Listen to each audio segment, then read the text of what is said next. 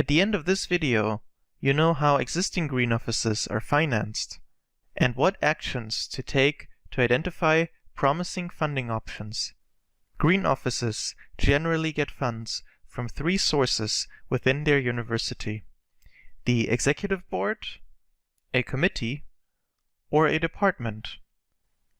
The executive board is the highest governing body of your institution. It usually comprises a group of people who represent the institution externally and govern issues relating to education, research, and operations.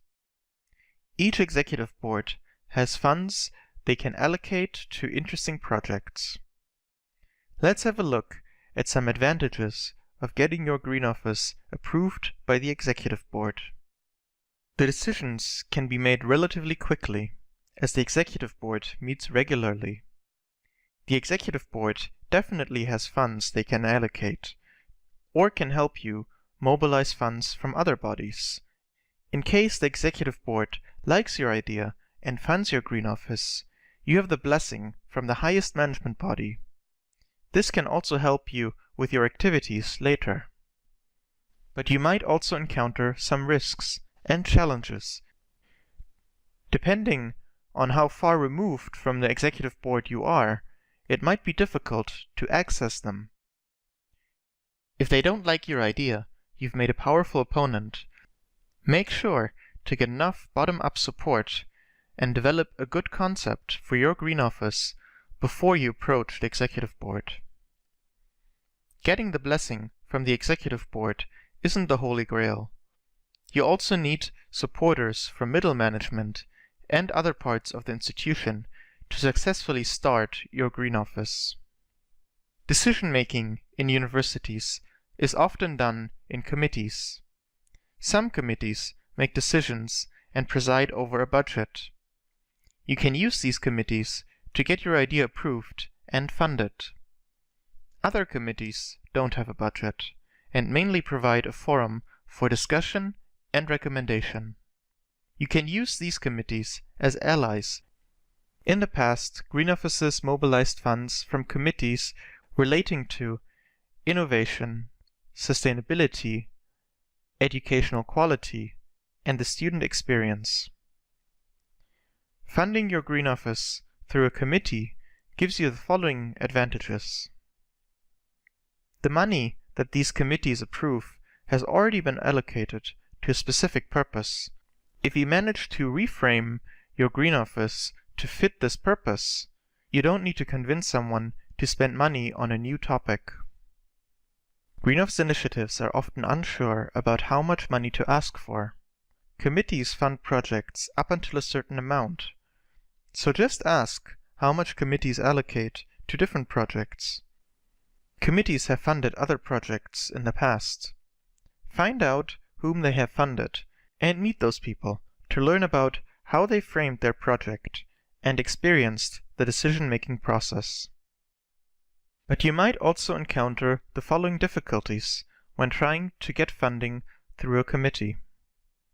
Committees often operate behind the scenes, and it will take you some time to understand the committees who exist and which ones are relevant for you.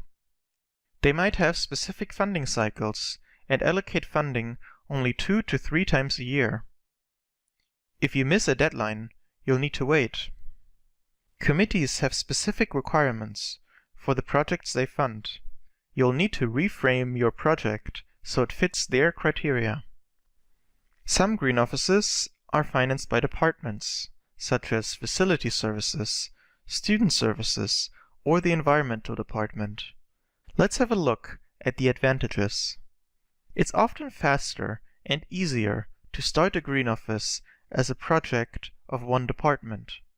You only need to convince 1 or 2 decision makers. You'll encounter the following downsides. The department can kickstart your green office through its own resources, but needs institutional funding to scale up. You'll only get this institutional support if you create visible successes and communicate those to higher management. You're closely linked to one department. The advantage of this is that you'll have good working relationships with them. But you need to be careful that your Green Office isn't perceived as a project of only this department. Also, your reputation and influence is closely tied to how others see this department.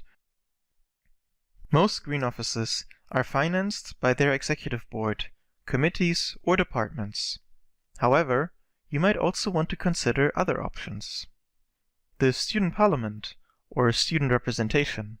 For example, at one Green Office, the student parliament finances one position. Idea competitions. One Green Office initiative won an idea competition for student projects and could hire 2 student assistants. Project-based funding is another option if it's difficult to get funding for your whole Green Office.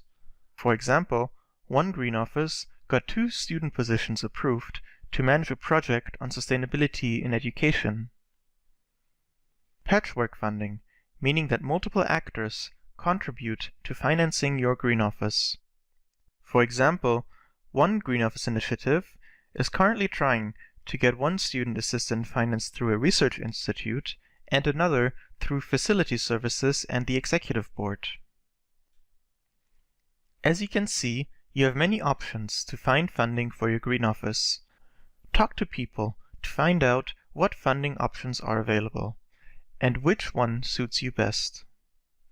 You might want to ask the following people if they know appropriate funding sources for your idea: